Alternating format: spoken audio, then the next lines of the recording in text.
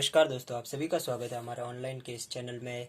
और जैसे कि आप सभी जानते हैं, हम हिंदी साहित्य में इससे पहले अलंकार पढ़ चुके थे और अब हमने चंद शुरू किया। तो चंद के अंदर हमने सबसे पहले हरिगीतिका कंप्लीट कर लिया था। तो हरिगीतिका के बाद में जो दूसरे नंबर पे आता है वो है हमारा चप्पे चंद। तो देखते हैं चप्पे चंद। तो जैसा कि आपको मैंने पहले ही बता दिया था कि इस बार परीक्षा में जो प्रश्न पूछे जाएंगे उसमें से हमें छंद के ऊपर बड़ा प्रश्न नहीं, एक एक नंबर के प्रश्न पूछे जाएंगे। लेकिन उसमें से हमें प्रत्येक छंद का सबसे पहले तो लक्षण याद होने चाहिए कि उस छंद के कौन कौन से लक्षण है, और उसके बाद में उसका 1 से 2 उदाहरण याद रहने चाहिए। अगर हमें उनके लक्षण सही तरीके से याद रहेंगे तो हमें जो प्रश्न पूछा जाएगा उसका उत्तर भी हम दे सकेंगे। जैसे अगर प्रश्न पूछा जाए कि चप्पे चंद के 2 लक्षण लिखिए, तो हम आराम से लिख सकते हैं। और इसके अलावा अगर कोई लक्षण दे दिया जाए कि ये लक्षण है और बताओ इसमें कौन सा छंद है, तो अगर हमें लक्षण याद होंगे हर किसी की तो हम बता सकते हैं कि उसमें कौन सा छंद होगा। तो देखते हैं चप्पे छंद के पहले लक्षण। तो चप्पे छंद का जो सबसे पहला लक्षण है, तो पहला तो बात यही होती है कि चप्पे छंद कौन सा छंद है, यानी मात्रिक छंद है या वर्णिक छंद है। तो चप्पे छंद जो है वो मात्रिक छंद है। कौन सा छंद है? मात्रिक छंद। तो इसका मतलब हुआ कि इसके अंदर हम वर्णों की संख्या न गिनकर मात्राओं की संख्या गिनेंगे। और मात्राओं की संख्या कैसे गिनते हैं हमने इससे पहले वाले वीडियो में बात की थी। ये हो गया हमारा पहला लक्षण। अब बात करते हैं दूसरे लक्षण की।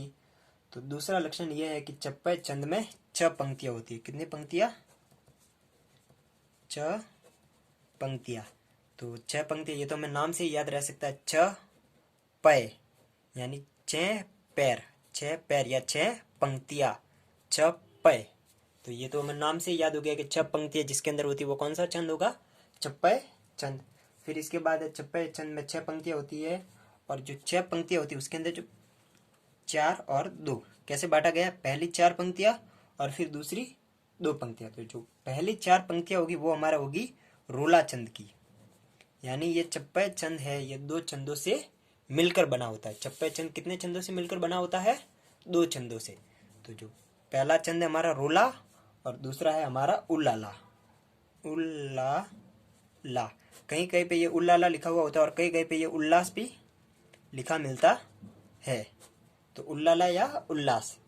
तो हमारा जो चप्पे छंद है उसके अंदर 6 पंक्तियां होती है, और उन 6 पंक्तियों में से जो पहली 4 पंक्तियां होगी वो होगी रोला छंद की, और जो अंतिम 2 पंक्तियां होंगी वो होगी हमारे उल्लाला या उल्लास छंद की। तो चप्पे छंद में मात्रिक छंद है, उसके अलावा 6 पंक्तियां होती है, पहली 4 रोला की और अंतिम 2 उल्लाला या उल्लास की। तो इसका मतलब क्या हुआ? हमें सबसे पहले रोला के लक्षण याद करने होंगे और फिर उल्लाला या फिर उल्लास के लक्षण याद करने होंगे।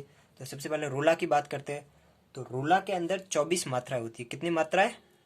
24 मात्राएं। चूंकि हमने देखा था कि ये मात्रिक छंद है तो इसके अंदर हम मात्राओं की गिनती करेंगे। तो इसके अंदर कुल कितनी मात्राएं होती है? 24 मात्राएं। और उन 24 मात्राओं को कैसे बांटा गया? 11 और 13 पर यति। यति का मतलब क्या होता है कि किसी पंक्ति में जो थोड़ा सा ठहराव दिया जाता है उसे यति कहा जाता है, जो हमें ऐसे कॉमा के द्वारा प्रदर्शित करते हैं। तो सबसे पहले 11 मात्राएं होगी, फिर उसके बाद यति आएगी और फिर उसके बाद 13 मात्राएं होगी। तो रोला के अंदर 24 मात्राएं, 24 मात्रा फिर 11 13 पर यति। ये हम याद कर सकते हैं। जैसे कि सबसे पहले 6 पंक्तियां होती है, 6 में से पहली 4 रोला और अंतिम 2 उल्लाला। अब रोला में कितनी पंक्तियां होती है? 4 पंक्तियां। इस 4 के आगे आप 2 लगा दीजिए, कितना हुआ? 24 मात्राएं। यानी रोला के अंदर 24 मात्राएं होती है और 11 13 पर यति होती है।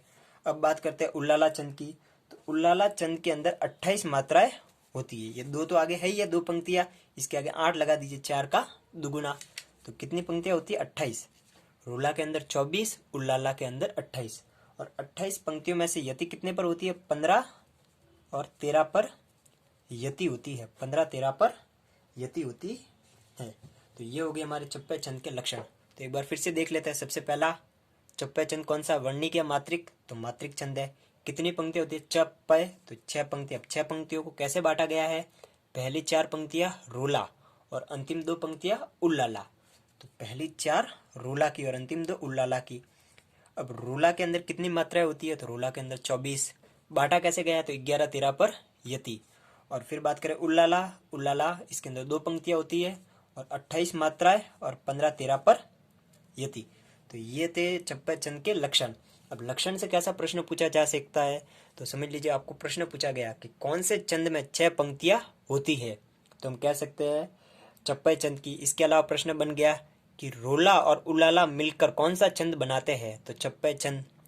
फिर बाद में पूछा गया कि 24 मात्राएं तथा 11-13 पर यति कौन से चंद के अंदर होती है, तो रोला चंद के अंदर। 28 मात्राएं और 15-13 पर यति कौन से चंद के अंदर होती है, तो उलाला चंद के अंदर।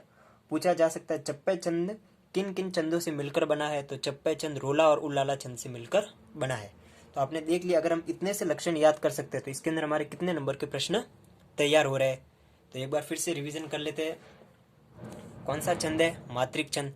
कितनी पंक्तियां है, 6 पंक्तियां। पहली 4 रोला की, अंतिम 2 उलाला। 4 के आगे 2 लगा दिया, 24। रोला के अंदर 24 मात्रा है। फिर उलाला 2 के अंदर 8 लगा दिया, 28 मात्रा है।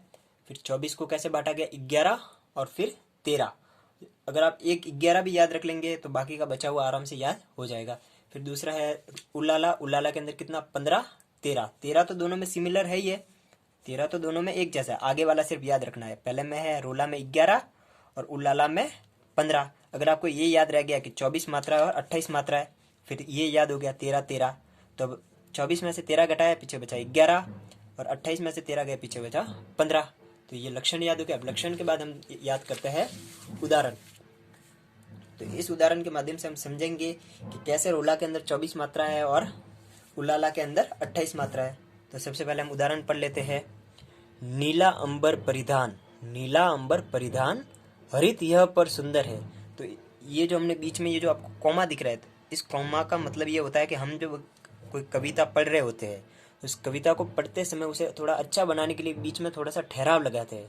वही ये यति के अंदर। जैसे कि अगर मैं पढ़ रहा हूँ, नीला अंबर परिधान हरित यह पर सुंदर है, मैंने पूरा पढ़ा लेकिन इसमें मजा नहीं आया। तो अगर हम ऐसे पढ़ेंगे, नीला अंबर परिधान, नीला अंबर परिधान, हरित यह पर सुंदर है, सूर्य चंद्र युग मुकुट, सूर्य चंद्र युग मुकुट, मेखला रत्नाकर है, नदिया प्रेम प्रवाह, नदिया प्रेम प्रवाह, फूल तारा मंडल है, बंदी जन खग वृंद, शेष नाग सिंहासन है, करते अभिषेक पयोद है, बलिहारी इस देश की, हे मातृभूमि तू सत्य ही, सगुण मूर्ति सर्वेश की। तो इसके अंदर अभी देखते हैं, जैसे कि मैंने बताया था, जितनी भी बड़ी मात्राएं होगी, जैसे कि बड़ी ई, बड़ा ऊ, बड़ा ए, बड़ा ओ, इन सब पर 2 मात्रा लगती है। तो ये कौन सी बड़ी ई की मात्रा है, 2 लगा। फिर बड़ा आ 2, फिर आधा म और आधा ब, आधा म और आधा ब, इसके ऊपर 1 मात्रा और फिर इसके ऊपर 1 मात्रा। ये जो आधा होता है इसकी गिनती नहीं की जाती। फिर प पे 1, री पे कौन सी छोटी ई की मात्रा है, तो 1। फिर ध बड़ा आ रहा है तो 2 मात्रा है और न पे 1। फिर ह पे 1, री पे कौन सी छोटी ई की मात्रा है, तो इसकी भी 1 मात्रा गिनेंगे। त अ की मात्रा लग रही है, अ की भी 1 मात्रा होती है। इन दोनों में अ तो दोनों की 1-1 मात्रा, इन दोनों में भी अ तो 1-1 मात्रा है।